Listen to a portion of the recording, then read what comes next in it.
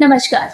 आज हम बात करने वाले हैं युवाओं को परेशान करने वाली एक बड़ी समस्या पर, जो कि है डैंड्रफ की समस्या।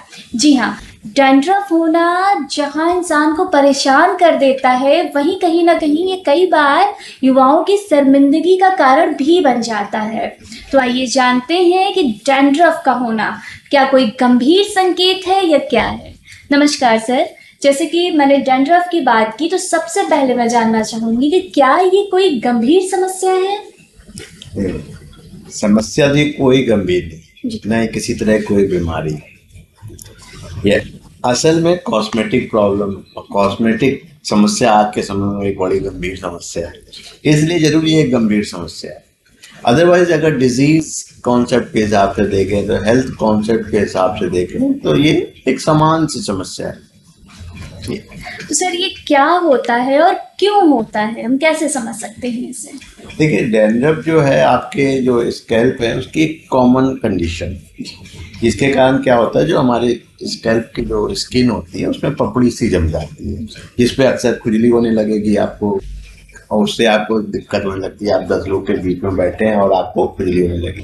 दूसरा, जो यहाँ पपड़ी पड़ी, वो सफ़ेद रंग की पपड़ी पड़ती है, वो पपड़ी कई बार आपके कपड़ों पे गिर जाती है, खासकर आप जाड़े के दिनों में जब सूट पहने और वो पपड़ी गिर जाए तो बड़ी ऑड सी सिचुएशन हो जाती है। तो इस वजह से जो आदमी के अंदर कॉम्प्लेक्स आ जाता है, आदमी को शर्मिंदगी महसूस करना पड़ता है, इसलिए ये दिक्कत है। और ये किसी भी तरह की कोई भी गंभीर समस्या नहीं है, और ये दवाइयों के से अच्छी तरह से ठीक भी हो जाती है, क्योंकि होम्योपैथी में डैंड्रफ का एक अच्छा इलाज है। आज कॉमनली हर आदमी को पता है और बहुत सारे लोग होम्योपैथिक ट्रीटमेंट ले रहे हैं और उनको डेफिनेटली इससे आराम मिल रहा है। आज तो सर इसके रिस्क फैक्टर क्या है? हाँ, ये क्यों होता है ये आप जानना चाह रही है ना? तो इसके जो होने का जो कारण है ये हमें जानना बड़ा जरूरी है आज के समय में। जो मेन जो चीज हो जाती है, स्कैल्प आपका ड्राई होता है। जो स्कैल्प जो ड्राई होता है, जैसे हाथ पैर की भी स्किन ड्राई होने लगती है, तो उसी तरह से स्कैल्प में भी होता है। तो ये ड्राइनेस स्किन की वजह से किसी किसी हिस्से में बहुत ज़्यादा आपकी स्किन ड्राई होने लगेगी, उसकी वजह से ये फ्लॉल होना शुरू हो जाता है। इसके अलावा जो ऑयली स्किन इस पर ज़्यादा, मतलब अभी ड्राई स्किन बोला, अब दूसरा ऑयली स्किन बोला, जिसकी स्किन बहुत ज़्यादा ऑयली है उसमें भी ये प्रॉब्लम ज़्यादा होगी। उसमें क्या होता है, सेकेंडरी इन्फेक्शन भी होने लगता है, क्योंकि आदमी धूल मिट्टी में गया, जो आसपास के बैक्टीरिया, वायरसेस, फंगस हुए वो स्कैल्प में चिपक गए और वो ग्रो करने लगे। उसकी वजह से क्या हुआ, स्किन ड्राई होने लगी। और डैंड्रफ है क्या, तो डेड सेल्स है, जो स्कैल्प की डेड सेल्स है वो ड्राई हो रही है, तो उस वजह से भी हो जा रहा है। इसके अलावा एक फंगस होती है, उस वजह से भी लोगों को ये डैंड्रफ होने लगता है। इसके अलावा अगर डैंड्रफ देखें तो बड़ी कॉमन कंडीशन है ही है।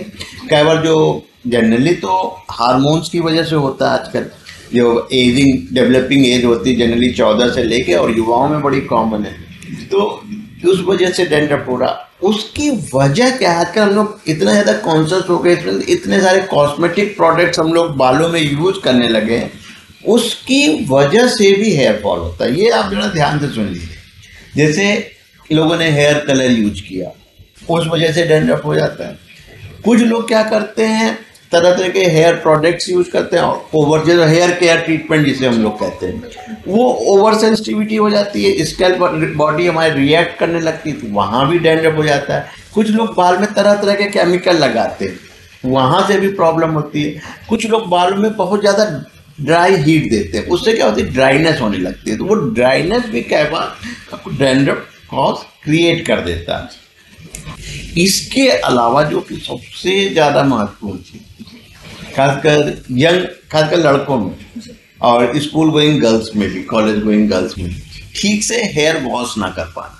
जैसे जनरली बच्चों को सुबह स्कूल जाना होता है तो उस वक्त हेयर वॉश नहीं, जब लौट के आए 3 बजे, तो वो भी एक वजह हो जाती है, जिसकी वजह से खैर जब आदमी ग्रोइंग एज में आ जाता है, 20-25 का होता है, वो चीज़ तो मेंटेन कर लेता है, लेकिन तब वहाँ एडिशनल 2 प्रॉब्लम होती है। एक होता है स्ट्रेस, जिसकी वजह से हेयर फॉल होता है, दूसरा होता है नींद ना पूरी होना, और तीसरी चीज होती है टाइम से खाना ना खाना। इन वजहों से भी जो है आपका हेयर फॉल होना शुरू हो जाता है। तो सर इसके लिए क्या उपचार है, क्या किया जा सकता है? देखिए, इसके लिए उपचार से ज़्यादा जरूरी दो तरह के उपचार हैं, क्योंकि ये तो हर घर की समस्या है। और व्यक्ति पहले जो है वो क्या करेगा, वो जाएगा घर में ये घरेलू इलाज करता है, लेकिन उसके अलावा जो दूसरे भी पार्ट्स होते हैं, तो जैसे हेयर फॉल में क्या हो गया कि कुछ एक और प्रॉब्लम होती है जिसकी वजह से हो जाता है, वो होता है सीबोरिक डर्मेटाइटिस। अब ये जो सीबोरिक डर्मेटाइटिस जब हुआ, तब उसमें जो है डिफरेंट टाइप के हेयर फॉल होते हैं, डैंड्रफ बनते हैं। अब डैंड्रफ में भी आप टाइप समझ लीजिए आप, तो उसको समझ के और अच्छे ढंग से समझें। जैसे ये तो पपड़ीदार होगी, डेड सेल होगा, जनरली बालू की तरह सफ़ेद होगा, कुछ में बहुत चिकनाहट होकर होगा, और कुछ में पीला पीला सा हो जाएगा, और कुछ में इसमें सेकेंडरी इन्फ्लुएंस बैक्टीरियल हो जाएगा तो बदबू भी आने लगती है। इसके अलावा जो हार्मोनल्स चेंज हो रहे होते हैं बॉडी के अंदर, उस वजह से भी होता है। और एक चीज़ हो जाती है क्या, जो कुछ लोग डिफरेंट टाइप के डिजीजेज होते हैं, ऑटो इम्यून डिजीज हो जाती है, तो उस वजह से जैसे एक्जिमा हो गया, किसी को पार्किंसंस डिजीज हो गया, तो इस वजह से भी हो सकता है। तो जो आप पूछना चाह रही हो ट्रीटमेंट वाला पार्ट, तो ट्रीटमेंट तो होता है क्या है कि घरेलू इलाज बहुत सारे हैं जो कि आप बताएंगे। कुछ घरेलू उपाय से आप भी डैंड्रफ को दूर कर सकते हैं। जी हाँ, अगर आप मेहंदी का इस्तेमाल करते हैं तो मेहंदी के इस्तेमाल से डैंड्रफ को काफ़ी हद तक दूर किया जा सकता है। इसी के साथ अगर आप नींबू में नारियल का तेल मिलाकर लगाते हैं तो इससे भी डैंड्रफ कम होने लगता है। मेथी के बीज को भी डैंड्रफ के निवारक इलाज के रूप में इस्तेमाल किया जा सकता है। दही का इस्तेमाल भी काफ़ी हद तक डैंड्रफ को दूर करता है। इसी के साथ सिरके में औषधीय गुण होते हैं, इससे आसानी से डैंड्रफ से छुटकारा पाया जा सकता है। तो सर होम्योपैथी में डैंड्रफ का क्या इलाज है? देखिए, होम्योपैथी में डैंड्रफ के इलाज से पहले हमें कुछ चीज़ों को याद आ जाए अच्छी तरह से। जो उसमें सबसे पहली जो चीज़ है, बालों की सफाई। बालों को आप जितने अच्छी तरीके से साफ करते हैं उतना अच्छा है। बाल के टाइप्स के हिसाब से आप हफ्ते में 2 दिन बाल धोना होगा, वो धोना है। और बहुत सा तरह तरह के एंटी डैंड्रफ शैम्पू आते हैं, जैसे लेकिन हमें मेडिकेटेड, जैसे कोलतार हुआ, सिलीनियम हुआ, इस तरह के शैम्पू जब तक डॉक्टर का एडवाइस ना मिले हमें नहीं लेना चाहिए, क्योंकि उसके अपने प्रॉब्लम्स है। क्योंकि कई बार डैंड्रफ का कारण जो हम लोग शैम्पू यूज़ कर रहे हैं वो उनकी वजह से होता है। दूसरा, जो मेडिकेटेड हम लोग शैम्पू यूज़ करते हैं उससे हमारे हेयर की नेचुरल ऑयल कम होने लगती है, तो उसकी शाइनिंग चली जाती है, बाल ड्राई होने लगते हैं, रफ होने लगता है। एक तो ये चीज़ हो गई। उसके बाद जो सेकंड चीज़ हम लोग को देखना है, हमेशा स्ट्रेस।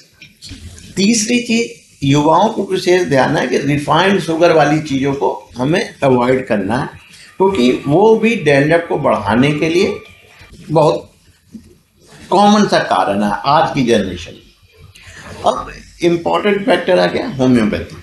तो जैसे इतनी देर में हम लोगों ने डिस्कशन जो किया, तो उसमें एक चीज़ तो समझ में आपको अच्छी तरह से आ गई कि हर व्यक्ति का जो डैंड्रफ का कारण जो है वो अलग अलग है। किसी भी 2 आदमी का डैंड्रफ का कारण एक नहीं, ये वेरी करता है। लेकिन जो कॉमनली, जो सबसे कॉमन पॉपुलर दवा है, एक दवा होती है कॉचिलेरिया मदर टिंचर, जिसको स्कैल्प में हम लोग अलग से लगाते हैं। और कुछ जगह पे, कुछ केसेस में हम लोग क्या करते हैं, एक सियोंथस मदर टिंचर 50% ले लेते हैं, 50% हम कॉचिलेरिया मदर टिंचर ले लेते हैं, दोनों को मिला लेते हैं और उसको फिर आधा नारियल तेल लेके उसको स्कैल्प में लगाते हैं। तो ये तो एक्सटर्नली जो हम लोग कर सकते हैं। अब अगर दवाइयों के पॉइंट ऑफ व्यू से देखें तो होम्योपैथी में बहुत सारी दवाइयाँ और बहुत अच्छा रिजल्ट दे रही, जैसे कैलीम्यूर हो गया, बैडियागा हो गया, सेनेगा हो गया, फॉस्फोरस हो गया, थूजा हो गया, सेनिक्यूला हो गया, कैलीसल्फ हो गए, सल्फर हो गए। इस तरह के डिफरेंट ग्रुप ऑफ मेडिसिन हैं जिसको कि हम लोग यूज कर सकते हैं, लेकिन एक डॉक्टर की सलाह पे। इन दवाइयों एक्सटर्नली जब आप घरेलू उपचार कर चुके और आपको आराम ना मिले, तब आप कॉचिलेरिया मदर टिंचर को स्कैल्प में लगा सकते हैं, उसका ट्रीटमेंट कर सकते हैं। और डॉक्टर की सलाह पे कॉचिलेरिया सियोंथस मदर टिंचर को नारियल के तेल में मिला के उसको भी अपने स्कैल्प में लगा सकते हैं। Thank you so much sir, आपने बहुत अच्छी जानकारी दी। आई होप ये हमारे व्यूअर्स के लिए बहुत ही फायदेमंद होगी। थैंक यू और एवरीवन। नमस्कार। और आपने भी बहुत अच्छा जो घरेलू टिप्स बताया वो सचमुच में एक अच्छी जानकारी है। पहले आप लोग घरेलू टिप्स को ही फॉलो करें, उसके बाद दवाई वाला पार्ट शुरू करें। नमस्कार, अगर आपको हमारे वीडियोस पसंद आ रहे हैं तो फिर इसे लाइक, शेयर, सब्सक्राइब और कमेंट करिए। और अगर आपको कोई डाउट है तो फिर आप हमारे चैनल के कमेंट सेक्शन में ज़रूर कमेंट करिएगा। थैंक्स।